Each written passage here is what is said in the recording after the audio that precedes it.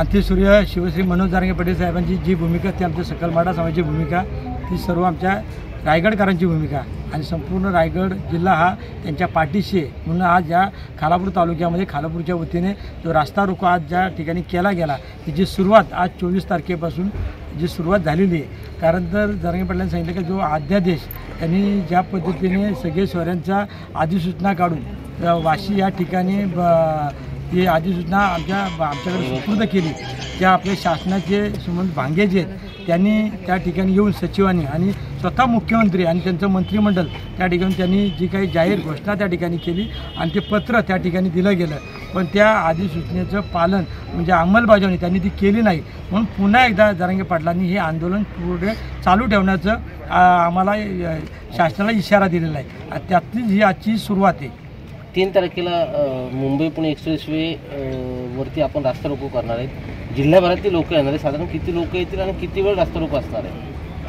आपल्या माहितीसाठी सांगतो की आजच जरांगे पाटलांनी पुन्हा एकदा आव्हान केलं आहे। उद्या 25 तारखेला त्यांनी आंतरराष्ट्रीय या ठिकाणी पुन्हा एकदा तातडीची मीटिंग लावली की शासनाची त्या ठिकाणी काही हे जर शिष्टमंडळ गेला असेल किंवा त्यांचं जर काही चर्चा झाली असेल तर म्हणून त्यांनी उद्या ती मीटिंग लावली। त्या मीटिंगनंतर ठरवलं जाईल। परंतु जो काही पुढचा हे आंदोलन आहे जोपर्यंत सगळे सोयऱ्यांच्या अधिसूचनेची अंमलबजावणी होत नाही तोपर्यंत हे आंदोलन असंच सुरू राहील, एवढं मात्र जरांगे पाटील साहेब त्या ठिकाणी ठाम आहेत। आणि आम्ही रायगड जिल्हाकर किंवा खालापूर तालुक्याकर आम्ही त्या ठिकाणी आम्ही टिकेल त्यांच्याबरोबर पाठिंबा त्यांना आमचा आहे।